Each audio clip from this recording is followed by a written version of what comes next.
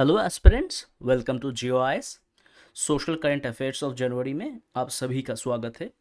Social current affairs के मतलब कि जनवरी के सेशन में, जनवरी के वीडियो लेक्चर सीरीज़ में हम लोगों ने जितना भी कुछ देखा कि वहाँ पे एडुकेशन का थोड़ा जिक्र ज़्यादा था। इससे पहले हम लोगों ने SR देखा था, जहाँ पे हम लोगों ने एनुअल एडुकेशन रिपोर्ट देखा था।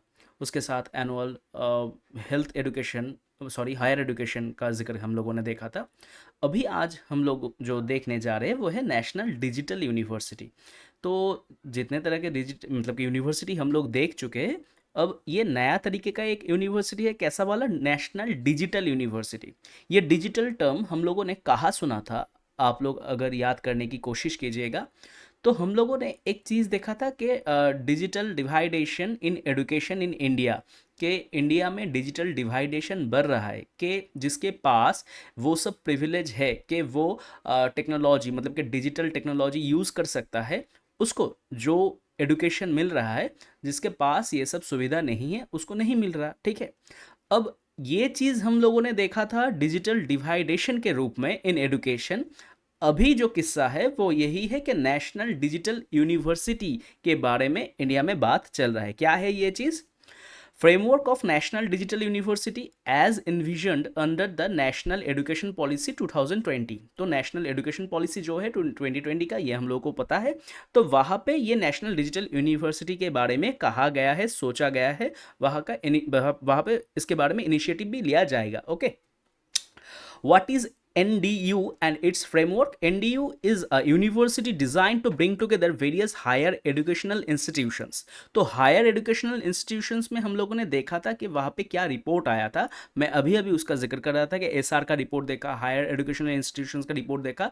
तो ये जितने भी हायर एजुकेशनल इंस्टीट्यूशंस है, सभी को एक साथ लाने की एक कोशिश for providing online higher educational courses के ऑनलाइन में ये हायर एजुकेशनल कोर्सेज आपको मिलेगा।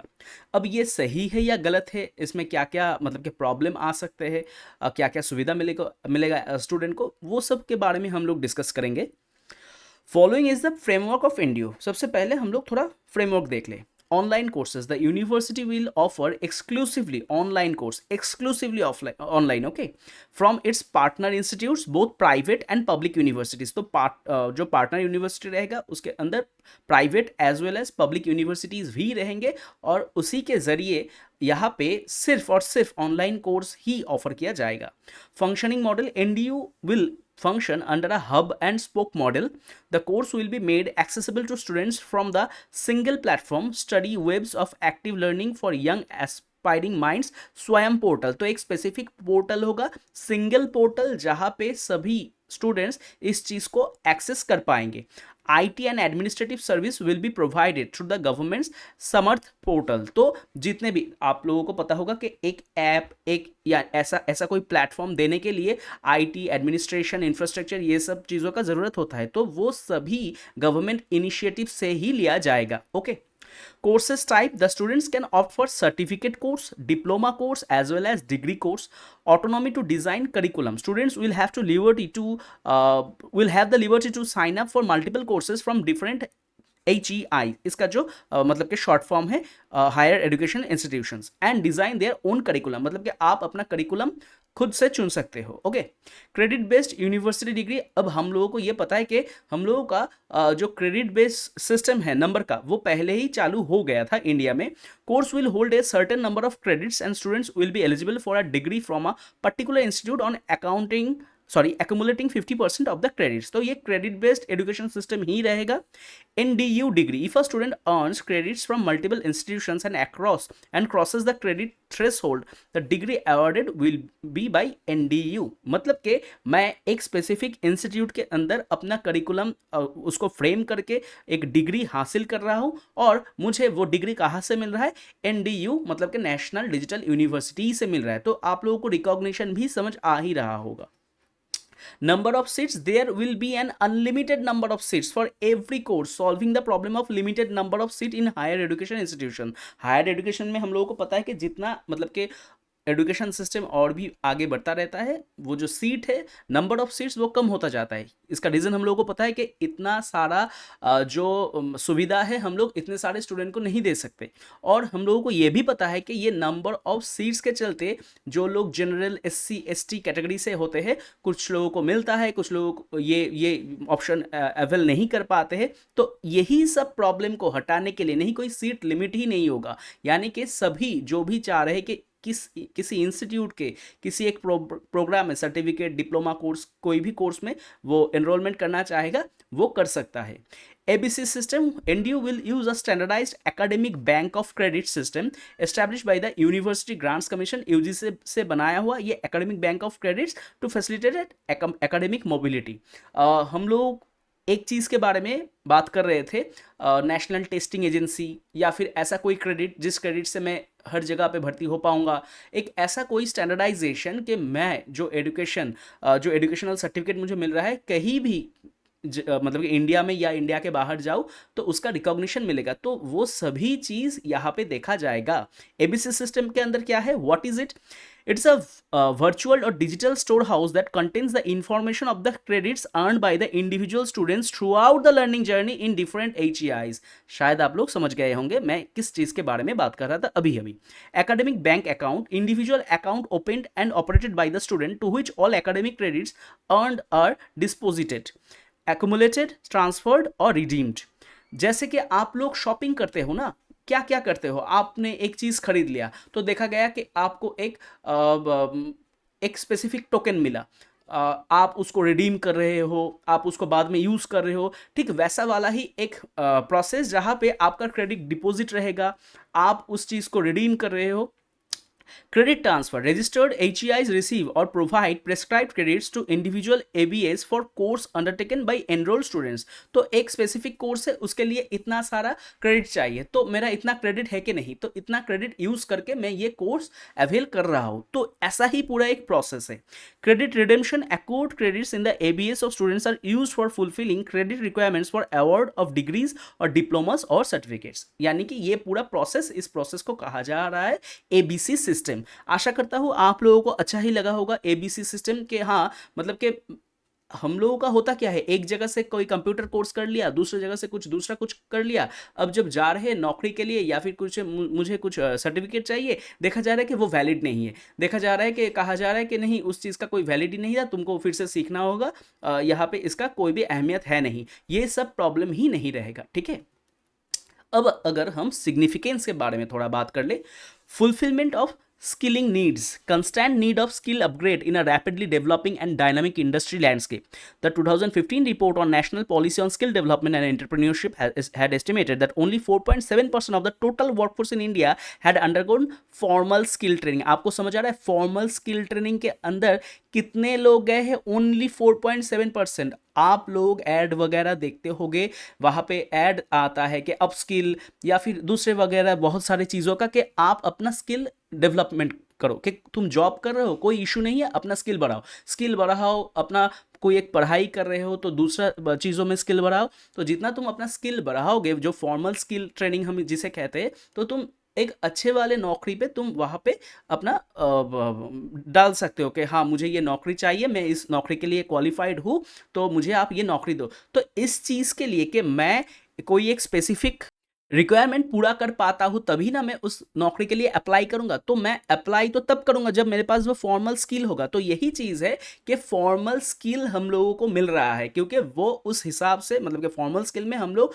बहुत ही ज़्यादा पीछे है। Okay, increase access to higher education, completion of education, increase in employability significant for social sector. बहुत लोगों का देखा जाता है कि काम में घुस गया इसलिए मैं पढ़ाई नहीं कर पाया, दूर है बहुत यूनिवर्सिटी, आने जाने में ही पूरा थकावट हो जाता है, ट्रांसपोर्टेशन उतना ज़्यादा अच्छा है नहीं। तो ये सब जितना भी सारा प्रॉब्लम है कि एजुकेशन कंप्लीट नहीं कर पाया मैं, मतलब कि और भी हायर एजुकेशन करना चाहता था पर नौकरी में चला गया, अभी अभी मुझे नौकरी नहीं मिल रहा है क्योंकि मेरे पास वो स्किल नहीं है, ये सब प्रॉब्लम एनडीयू के वजह से खत्म हो जाएगा, यही सोचा जा रहा है। Okay,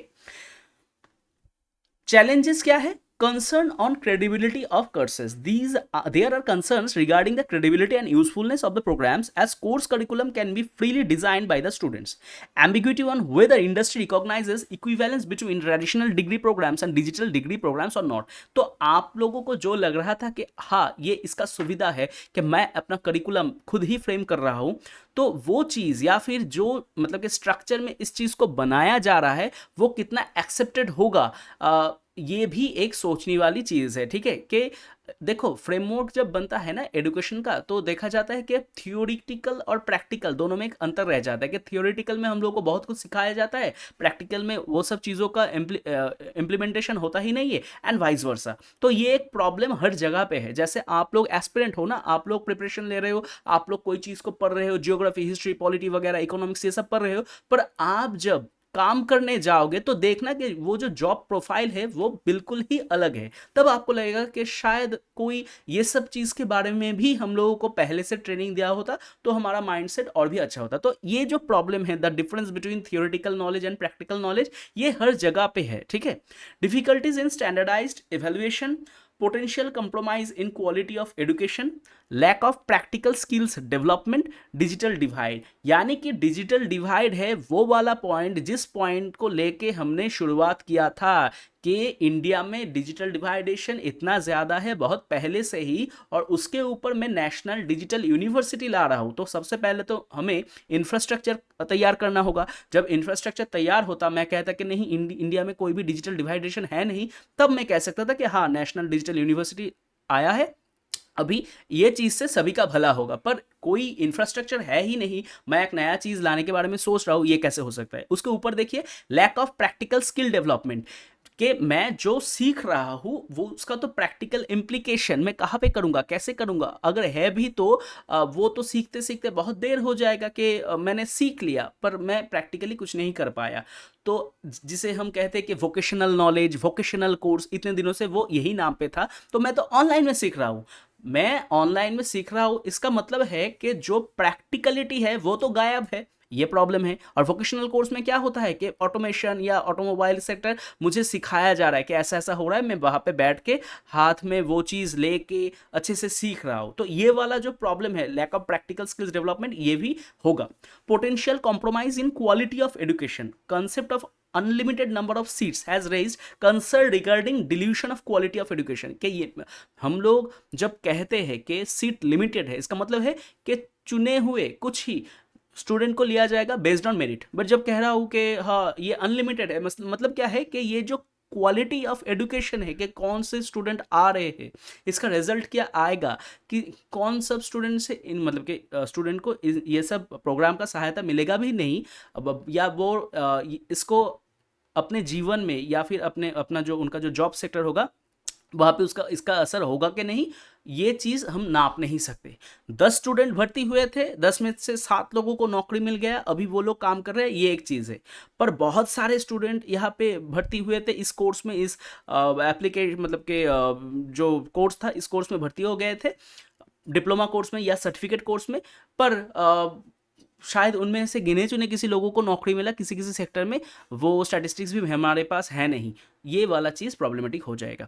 difficulties in standardised evaluation, concerns have been raised regarding modes of standardized evaluation and how it will be carried out for a large number of students and different course combination। इतने सारे combination हैं, evaluation कैसे होगा? अगर evaluation होगा online में ही घर पे बैठ के, तो किताब कोई नहीं देखेगा, सब किताब ना देख के ही एग्जाम देंगे। इवैल्यूएशन पैटर्न क्या होगा, कैसे होगा? यही तो प्रॉब्लम था ना जब वो पैंडेमिक आया था कि ऑनलाइन एग्जाम को कोई एग्जाम मानता ही नहीं था, मतलब कि मान ही नहीं रहे थे, क्योंकि घर पे बैठ के लोग अपने मर्जी से एग्जाम दे रहे हैं। तो मैं कैसे मान लूँ कि वो एक अच्छा तरीका का इवैल्यूएशन है? तो ये सब चैलेंजेस है। अगर आप चैलेंजेस पे गौर कीजिएगा तो देखिएगा कि आप खुद से ही अपने आप से ही ये सब चैलेंजेस सोच सकते हैं कि हाँ ऑनलाइन में है यानी कि मैं प्रैक्टिकली नहीं कर सकता, ऑनलाइन में है इतने सारे लोग भर्ती होंगे, क्या क्वालिटी ऑफ एजुकेशन होगा क्या पता, ऑनलाइन में है तो जो इवैल्यूएशन पैटर्न होगा वो प्रॉब्लमेटिक होगा, ऑनलाइन में है तो जो डिजिटल डिवाइडेशन ये प्रॉब्लम पहले से ही था ही वो प्रॉब्लम भी रह जाएगा,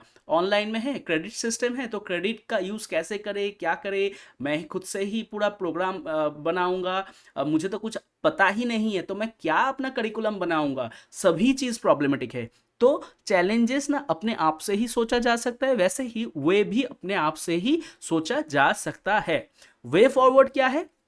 स्ट्रेंथनिंग इंडस्ट्री एकेडमिया लिंकेज, जिस लिंकेज के बारे में बात हो रहा था कि यहाँ पे एकदम फर्स्ट पॉइंट में जिस चीज के बारे में बात हो रहा था कि इंडस्ट्री और एकेडमिया, उसके बीच में एक अंतर है, ठीक है, एक डिफरेंस है। उस डिफरेंस को अगर हम मिटा दे कि हाँ इंडस्ट्री को जो चाहिए वही एकेडमिया तैयार हो रहा है, वही स्किल तैयार हो रहा है, वही फॉर्मल स्किल, तब ये प्रॉब्लम नहीं रहेगा। Strengthening industry academia linkages in the NDO can help in preparing curated multidisciplinary courses for ensuring higher employability and skill recognition. This would directly attest the value and usefulness of the courses. Peer learning communities can be formed which promote feedback and competition among students. के peer learning पे हम लोगों को जोर देना होगा कि अकेले अकेले पढ़ रहे हो, क्या evaluation होगा, पढ़ रहे हो कि नहीं पढ़ रहे हो, पर अगर हम लोग peer learning community पे जोर दें, this will enhance their learning experience and development of practical skills. Digital India initiative can be effectively leveraged for filling digital infrastructure gaps. Digital India initiative अभी चल रहा है, तो उसके बदौलत ये जो हमारा डिजिटल डिवाइडेशन का प्रॉब्लम था, शायद वो हम मिटा सकते हैं। Governments can provide financial assistance and technological assistance like laptops, mobile devices etc से गवर्नमेंट से ये सब चीज दिया जा रहा है। Collaborations with edtech platforms, edtech इतने सारे प्लेटफॉर्म हैं अभी, अगर उनके साथ, और उनका इंफ्रास्ट्रक्चर बहुत बढ़िया होता है, अगर उनके साथ कोलैब किया गया है तो शायद गवर्नमेंट को इतना सारा चीज़ों को लेके सोचना भी नहीं पड़ेगा कि नहीं ये पार्टनरशिप में, ये पूरा कोलैबोरेशन में चल रहा है।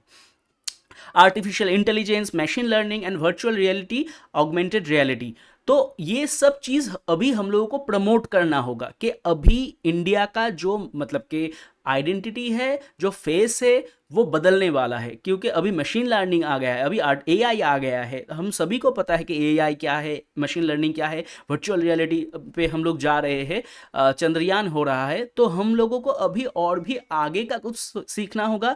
पुराने ज़माने में क्या सीखा जाता था वो सीख के हम लोगों का कुछ नहीं होगा, और जितना हम लोग ये सब चीज़ पे ऊपर ध्यान देंगे, तब हम लोगों का जो इंडस्ट्रियल डेवलपमेंट है, मैन्युफैक्चरिंग डेवलपमेंट है, जो फॉर्मल स्किल डेवलपमेंट है, उसमें हम लोग आगे बढ़ेंगे, हमारे देश में तरक्की होगा, या फिर हम लोग देश से बाहर जाके बाहर कोई अच्छा वाला ऐसा काम कर सकते हैं।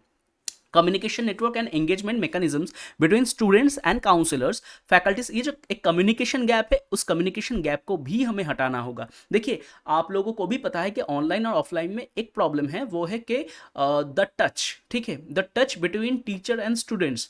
तो गुरु और शिष्य के बीच जो वो डिफरेंस रह जाता है ऑनलाइन में, ये ऑफलाइन में नहीं होता है। इसीलिए हम लोग पैसा ज़्यादा हो या कुछ भी हो, दूर हो, ऑफलाइन में ही जाते हैं, पढ़ते हैं।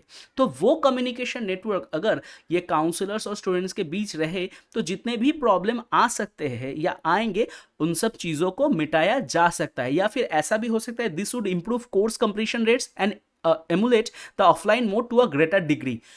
या फिर ऐसा भी, मतलब कि अगर हम लोग सजेस्ट करें तो ऐसा भी हो सकता है कि हाँ, जैसे NSOU या इग्नू में होता है कि कोर्स है ऑनलाइन में ही, कि आप डिस्टेंस में भर्ती हो रहे हो, पर एक एफिलिएटेड कॉलेज है, वहाँ पे जाके आपको स्टडी मटेरियल जुगाड़ करना पड़ता है, और एक कॉलेज है, उस एफिलिएटेड कॉलेज में जाके आप एग्ज़ाम दे रहे हो, टीचर लोग आ रहे हैं, क्लास ले रहे हैं। तो ये जो चीज़ है, इससे कम्युनिकेशन गैप हम लोग हटा सकते हैं, ठीक है। तो ये था हम लोगों का नेशनल डिजिटल यूनिवर्सिटी। अगर आएगा तो बढ़िया है, अगर प्रॉब्लम्स को हम लोग हटा सकते हैं, तब तो जो मतलब कि चैलेंजेस जो है वो अगर हम हटा सकते हैं, तो ये हम सभी के लिए, जो लोग भी मार्जिनलाइज रिमोट एरिया में रहते हैं, अंडर प्रिविलेज है, उनके लिए ये बढ़िया चीज़ होगा, ठीक है। तो आज के लिए इतना ही, थैंक यू।